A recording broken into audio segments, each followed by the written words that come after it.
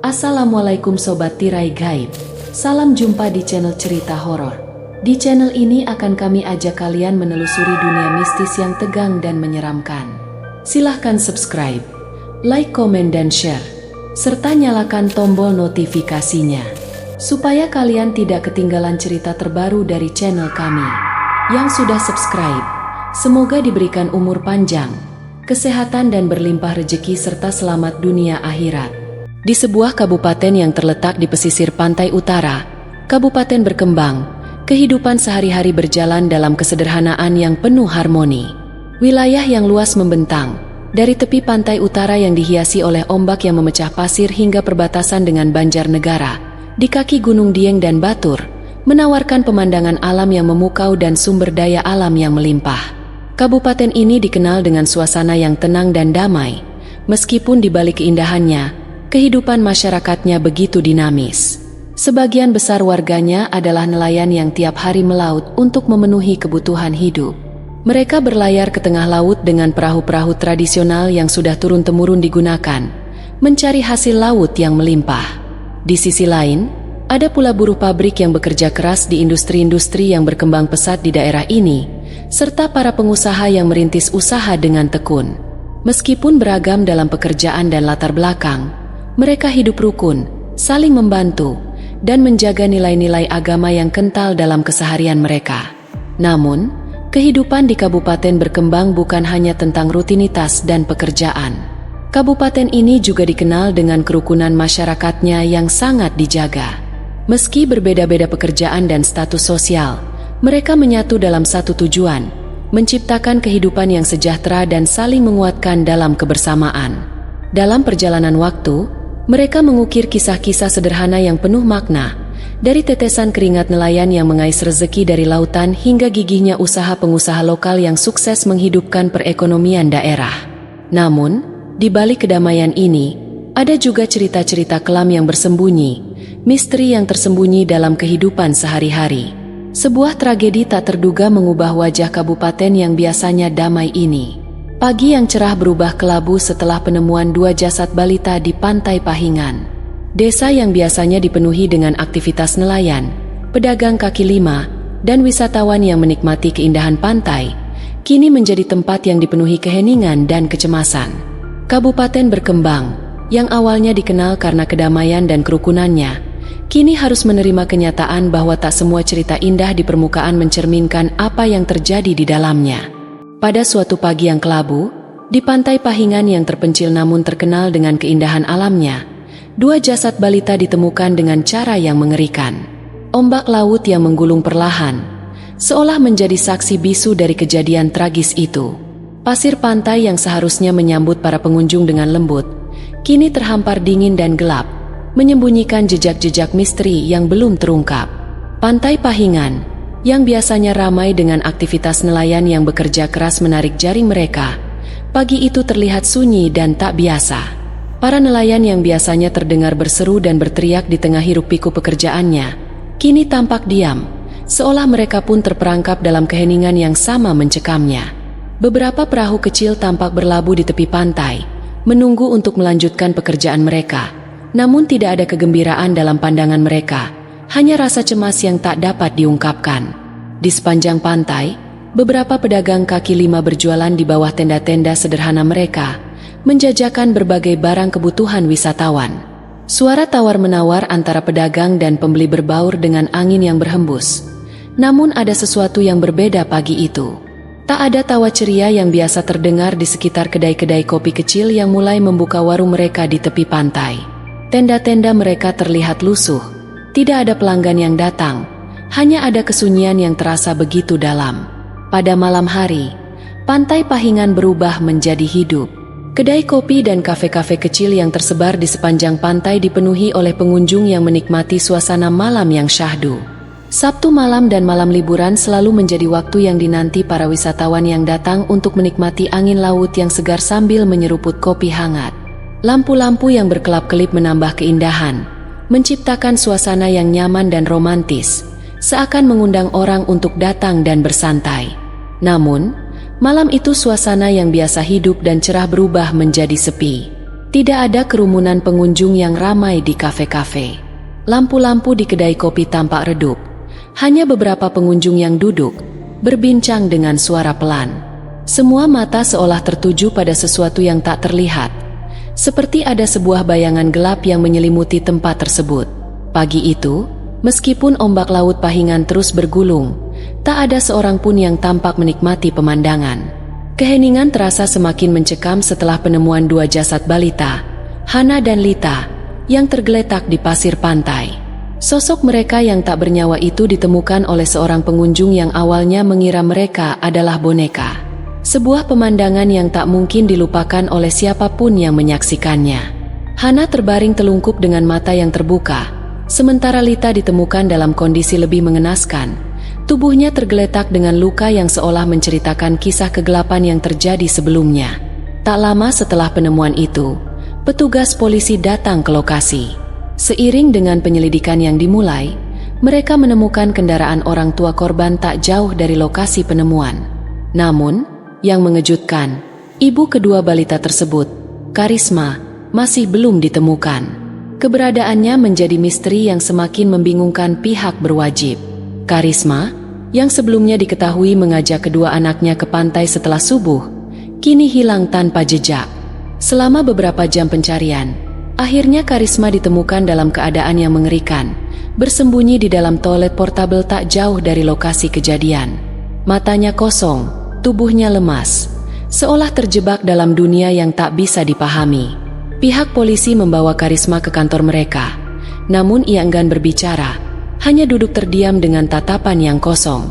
Desas-desus mulai beredar di kalangan masyarakat sekitar, bahwa keluarga ini terlibat dalam sebuah sekte yang memiliki ajaran kelam, yang mengajarkan mereka untuk mengakhiri hidup bersama. Pantai Pahingan, yang biasa menjadi tempat berkumpulnya orang-orang yang menikmati senja dan malam, kini menjadi saksi dari sebuah tragedi yang mengerikan. Suasana yang dulunya hangat dengan tawa dan kegembiraan, kini berubah menjadi gelap dan penuh dengan keheningan yang mencekam. Kedai-kedai kopi yang biasanya ramai dengan pengunjung, kini kosong. Hanya ada beberapa orang yang datang untuk sekadar melihat, namun mereka pergi dengan cepat, seolah tidak ingin terlalu lama berada di tempat yang kini dipenuhi dengan misteri. Kematian yang terjadi di Pantai Pahingan bukan hanya sekadar kehilangan dua nyawa tak berdosa, namun juga mengungkap sebuah rahasia gelap yang selama ini tersembunyi di balik kehidupan sehari-hari yang tampak biasa. Kini, pantai yang dulunya dikenal karena keindahannya, harus menerima kenyataan bahwa keindahan itu kini ternodai dengan cerita kelam yang tak akan mudah dilupakan oleh siapapun yang pernah mendengarnya. Pada pagi yang sunyi itu, keheningan Pantai Pahingan semakin memeriksa setiap inci dengan ketakutan yang tak terucapkan. Sambil ombak yang menggulung perlahan menyapu pasir, bisikan angin menyusup ke telinga mereka yang berada di sekitar, seolah membawa cerita kelam yang baru saja dimulai. Dua jasad balita yang ditemukan dengan cara yang mengerikan itu ternyata bukan sekadar kecelakaan tragis. Ada sesuatu yang lebih gelap yang bersembunyi di balik kejadian ini, sebuah kisah yang begitu mengerikan, yang tidak akan pernah mudah dilupakan. Karisma, ibu dari Hana dan Lita, ternyata terlibat dalam sebuah sekte yang sangat tertutup, dengan ajaran yang sangat radikal. Sekte ini mengajarkan bahwa untuk mencapai pembebasan, seseorang harus menyatu dengan alam semesta melalui kematian. Bagi para pengikutnya, hidup hanyalah sementara, dan jalan menuju keselamatan mereka hanya dapat dicapai melalui ritual kematian massal, sebuah tindakan yang sangat tragis dan gelap, yang dimaksudkan untuk mengakhiri siklus kehidupan. Pada malam sebelum tragedi itu terjadi, Karisma terlihat berbeda. Raut wajahnya tampak kosong, seperti seseorang yang terperangkap dalam dunia yang hanya bisa ia pahami. Ia sering terlihat berbicara sendiri, bisikan-bisikan yang tidak dimengerti oleh orang lain. Bahkan, beberapa pengunjung yang datang ke kedai-kedai kopi di Pantai Pahingan sempat merasakan keanehan, seolah ada sesuatu yang tidak beres dengan atmosfer malam itu. Karisma telah merencanakan ritual mengerikan itu. Ia berencana untuk membawa kedua anaknya, Hana dan Lita, ke dalam air hingga mereka tenggelam, sebagai bagian dari upacara untuk menyucikan jiwa mereka. Ritual ini, yang diyakini oleh sekte tersebut, diyakini sebagai cara untuk memperbaiki dosa-dosa yang telah dilakukan, sekaligus menyelamatkan jiwa mereka dari penderitaan duniawi. Sebuah tindakan yang sangat kejam, yang menginginkan mereka untuk lepas dari dunia ini dalam keadaan yang paling mengerikan, melalui tenggelamnya 2 jiwa tak berdosa. Pada pagi itu, ketika Karisma membawa kedua anaknya ke pantai, suasana sepi dan angin laut bertiup dengan kencang. Mereka berjalan di sepanjang bibir pantai, di bawah langit kelabu yang seolah menyimpan ribuan rahasia. Tidak ada yang tahu bahwa itu adalah perjalanan terakhir bagi Hana dan Lita. Ketika mereka tiba di dekat air laut, Karisma membawa mereka ke dalam, lebih dalam dari biasanya, hingga mereka tak mampu melawan arus yang menenggelamkan mereka perlahan. Namun, sesuatu yang tidak terduga terjadi. Karisma, yang mungkin juga terjebak dalam kegilaan ajaran sekte itu, merasakan kekuatan yang lebih besar menahannya. Sebelum semuanya berakhir, arus laut yang begitu kuat seolah berbalik, menariknya kembali. Entah apa yang terjadi dalam pikirannya saat itu, namun tindakan tersebut tampak seperti sebuah pengorbanan untuk sesuatu yang lebih besar. Ketika ditemukan, Hana dan Lita ditemukan dalam posisi yang mengerikan. Tubuh mereka tergeletak di pasir, terpapar dengan wajah yang mengingatkan pada ketidakberdayaan. Tidak ada yang tahu betapa berlarut-larutnya penderitaan yang mereka alami sebelum akhirnya maut menjemput mereka.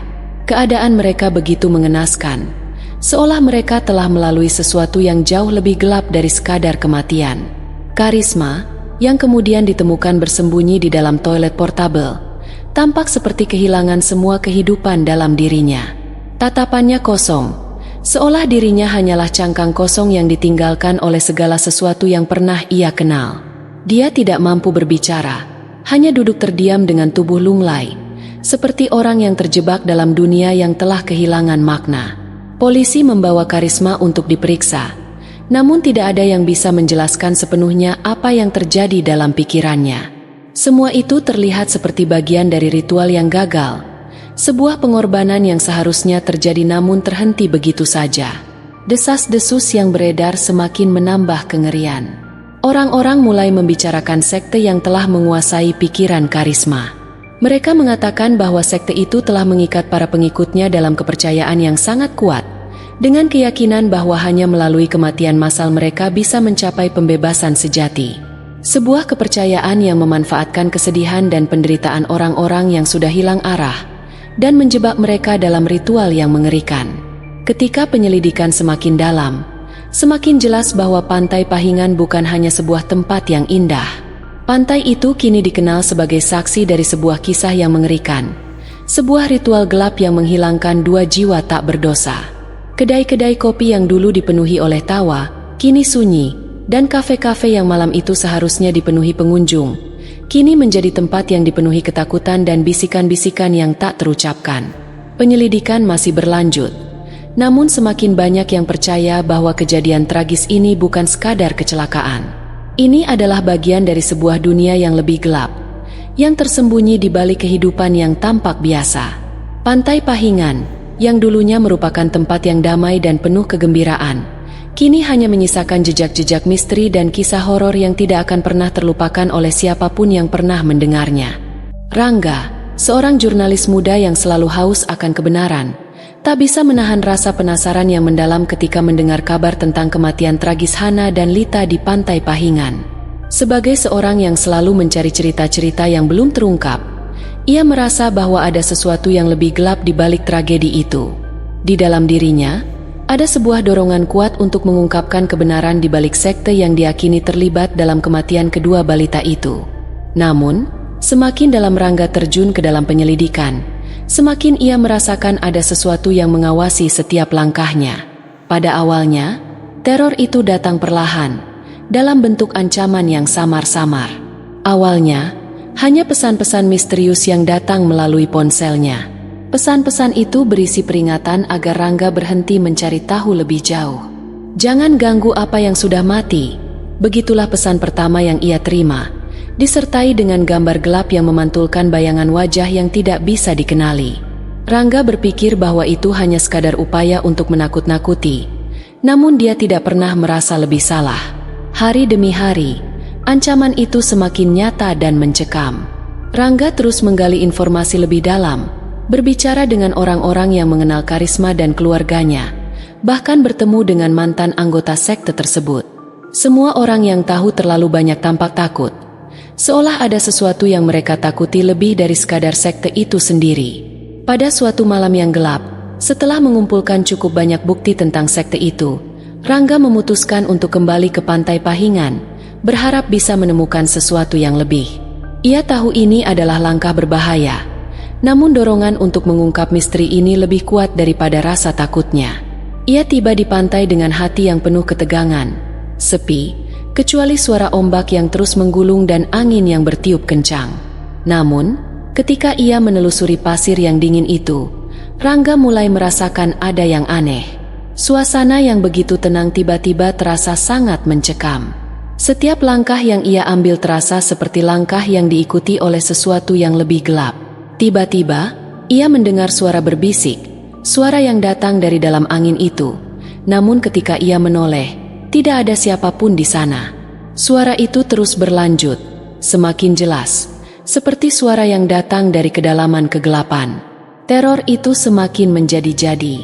Rangga mulai merasa seperti ada mata yang mengawasinya dari setiap sudut.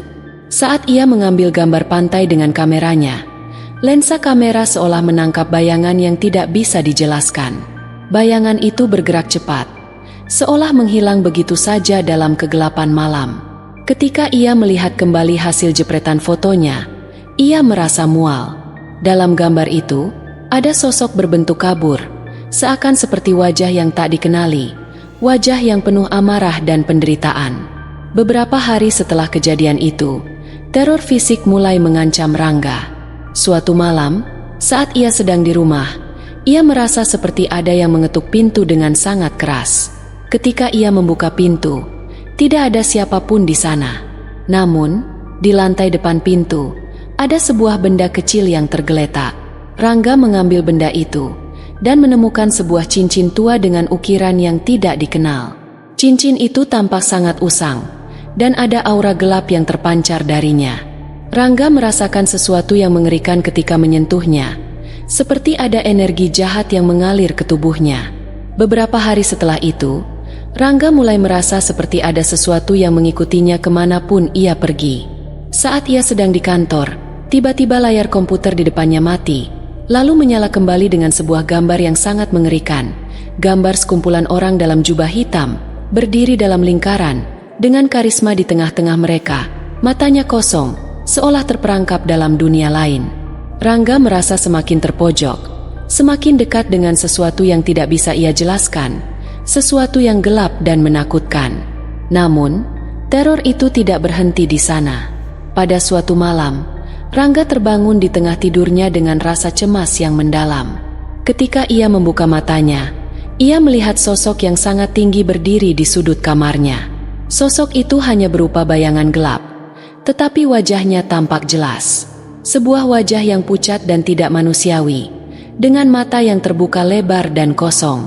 Bayangan itu melayang perlahan menuju Rangga, dan saat itu ia merasa seakan nafasnya terhenti. Dengan sekuat tenaga, ia berlari keluar dari kamar, tetapi bayangan itu terus mengikuti. Tak lama kemudian, Rangga memutuskan untuk mencari pertolongan.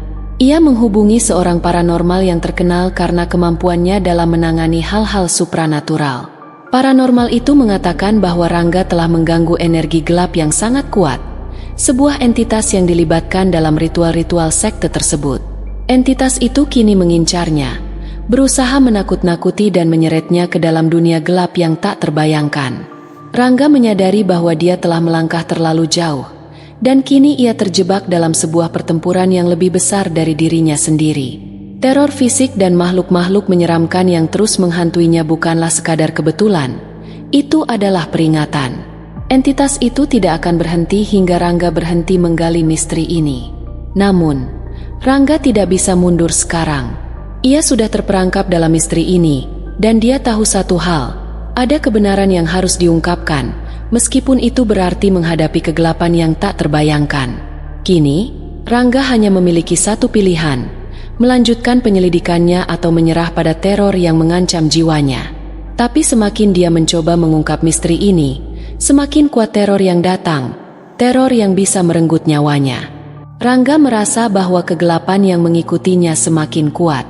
Setiap langkah yang ia ambil menuju kebenaran kini terasa seperti langkah menuju kehancuran. Namun, keinginannya untuk mengungkap misteri ini tak bisa ia kesampingkan. Ia tahu bahwa sekte yang terlibat dalam kematian Hana dan Lita tidak akan membiarkan siapapun mengungkap rahasia mereka, dan teror yang ia rasakan hanyalah bagian dari permainan mereka. Pada suatu malam, saat Rangga sedang berada di rumahnya, ketegangan itu memuncak. Setelah pertemuannya dengan paranormal, ia mencoba untuk tidur, berharap bisa menenangkan pikirannya. Namun, tak ada satupun malam yang membawa kedamaian. Tiba-tiba, ia terbangun oleh suara berisik di luar rumahnya, seolah ada banyak langkah yang mendekat. Saat ia membuka tirai jendelanya, ia tak melihat siapapun, hanya kegelapan yang tebal.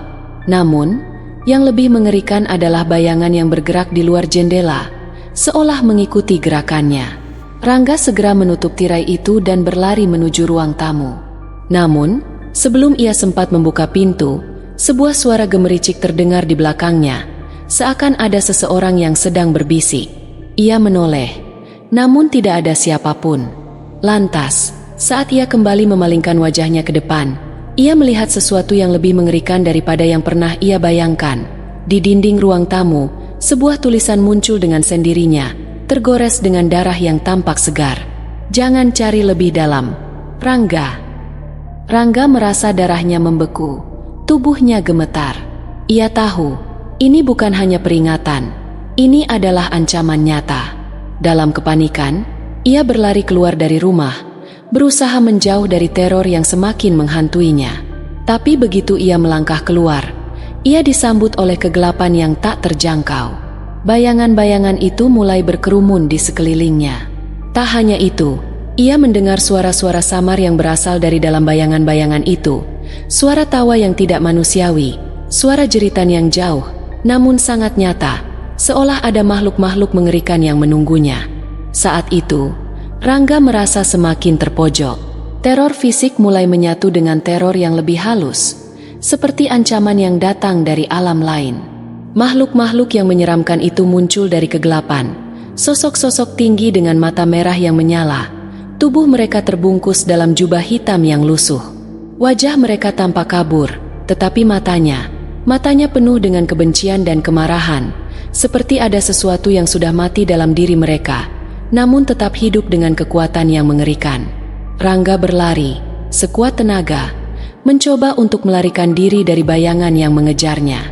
Namun, setiap kali ia menoleh, sosok-sosok itu semakin dekat. Ia merasakan tubuhnya lemas, nyaris tak bisa bergerak.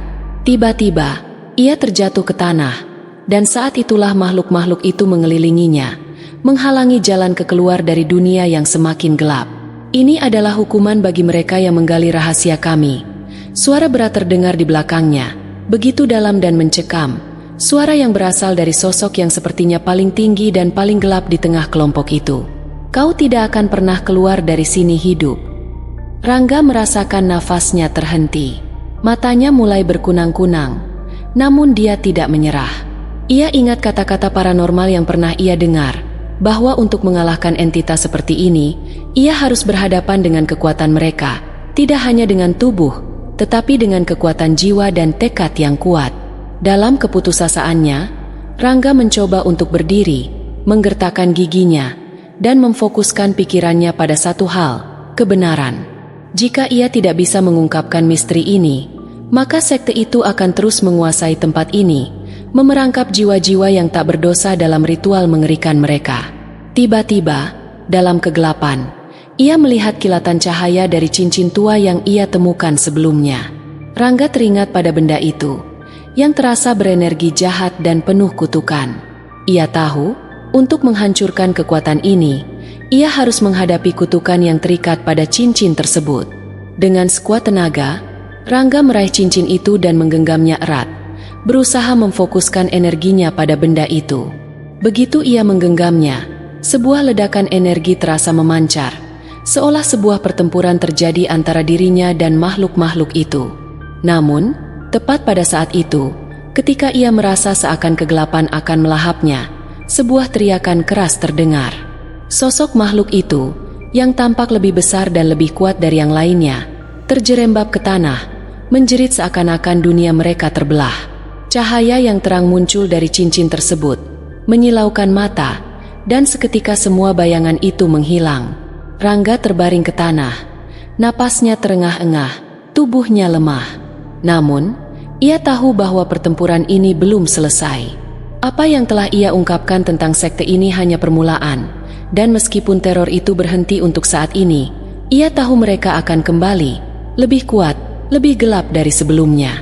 Pantai Pahingan masih menyimpan rahasia kelamnya. Mungkin, Rangga baru saja membuka sedikit tirai dari kegelapan yang lebih dalam. Dan jika ia tak berhati-hati, mungkin tak hanya dirinya yang akan terjebak dalam perangkap sekte yang lebih mengerikan itu. Rangga terbangun beberapa jam setelah kejadian yang menegangkan itu. Cahaya fajar mulai menyinari Pantai Pahingan, namun kegelapan yang ia alami semalam masih membekas di dalam dirinya. Meski teror fisik dan makhluk mengerikan yang menghantuinya sempat membuatnya hampir menyerah, ia merasa ada hal yang lebih besar yang harus diselesaikan, misteri yang lebih dalam dari sekedar sekte yang mengerikan ini. Dengan tekad yang tak pernah padam, Rangga memutuskan untuk melanjutkan penyelidikan. Meski tubuhnya masih lelah dan mentalnya terkuras, ia tahu bahwa jawabannya masih tersembunyi. Ia kembali ke kantor polisi untuk memberi informasi lebih lanjut tentang sekte tersebut. Setelah bertemu dengan pihak berwajib, Rangga memberikan bukti yang telah ia kumpulkan selama ini, foto-foto, rekaman, dan bahkan cincin yang ditemukan sebelumnya, yang ternyata menjadi kunci dalam menghancurkan energi gelap yang menguasai tempat itu. Setelah rangkaian penyelidikan intensif yang dilakukan oleh pihak kepolisian, akhirnya para pemimpin sekte berhasil ditemukan. Mereka, yang selama ini bersembunyi dalam bayang-bayang kegelapan, akhirnya tertangkap. Karisma, ibu dari Hana dan Lita, menjadi salah satu yang paling dicari, dan setelah ditemukan, ia mengungkapkan dengan terbata-bata bahwa sekte ini sudah ada selama beberapa dekade, dan telah mengorbankan banyak jiwa dalam ritual-ritual mengerikan mereka.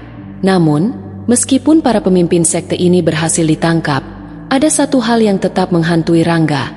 Tidak semua anggota sekte terungkap. Banyak dari mereka yang masih bebas, berjalan tanpa dicurigai. Penyidik menemukan jejak-jejak sekte ini menyebar ke berbagai tempat, membentuk jaringan yang lebih besar, dan Rangga pun mendengar dari beberapa sumber bahwa ada pihak-pihak yang ingin menjaga agar kebenaran ini tetap terkubur dalam-dalam. Hari-hari berlalu, dan kehidupan di Pantai Pahingan kembali berjalan seperti semula. Namun, meskipun kebenaran telah terungkap, Rangga merasa ada sesuatu yang tidak selesai. Di tengah kedamaian yang kembalinya, ia merasa seperti ada sesuatu yang mengintai dari balik bayang-bayang. Ia tak bisa menghilangkan perasaan bahwa sekte itu, meskipun sudah dibongkar, tetap bersembunyi di luar sana, menunggu saat yang tepat untuk bangkit kembali. Pada suatu malam yang sunyi, Rangga duduk di balkon rumahnya, menatap laut yang tak terlihat ujungnya. Angin laut berhembus lembut, namun angin itu juga membawa sesuatu yang tidak bisa dijelaskan, sebuah bisikan yang sangat samar. Rangga memejamkan matanya, mencoba untuk tidak terlalu memperhatikan suara itu. Namun tiba-tiba ia merasa seakan-akan ada sesuatu yang mendekat. Tiba-tiba, ponselnya bergetar. Sebuah pesan masuk, tanpa nama pengirim, hanya sebuah teks singkat. Kebenaranmu baru saja dimulai, Rangga. Rangga menatap layar ponselnya. Jantungnya berdegup kencang. Ia merasa ada sesuatu yang lebih besar, lebih gelap, yang kini mengikuti jejaknya. Apakah sekte itu benar-benar sudah berakhir? Atau adakah sesuatu yang lebih mengerikan yang akan datang? Pesan itu, meskipun sederhana, menyiratkan sebuah ancaman yang belum selesai, sebuah teka-teki yang masih belum terungkap. Dengan perasaan cemas yang mulai merayap di dalam dirinya, Rangga tahu satu hal, meskipun dia telah berhasil mengungkap kebenaran tentang sekte tersebut, perjalanannya masih jauh dari selesai. Pertanyaan-pertanyaan yang belum terjawab, bisikan yang masih terdengar, dan bayangan yang terus mengikutinya. Semua itu menandakan bahwa kegelapan yang ia coba ungkapkan ternyata lebih dalam daripada yang ia kira. Pantai Pahingan kembali sepi, namun Rangga tahu bahwa misteri ini, meskipun sudah mengungkap banyak kebenaran, masih meninggalkan sesuatu yang lebih besar yang belum terpecahkan. Dan dengan itu, Rangga hanya bisa menatap horizon yang tak berujung, berharap, atau mungkin khawatir, bahwa kegelapan yang ia coba singkapkan belum benar-benar pergi. Terima kasih Sobat Tirai Gaib. Jangan lupa subscribe, like, komen dan share, serta nyalakan tombol notifikasinya, supaya kalian tidak ketinggalan cerita terbaru dari channel kami. Yang sudah subscribe semoga diberikan umur panjang, kesehatan, dan berlimpah rezeki, serta selamat dunia akhirat.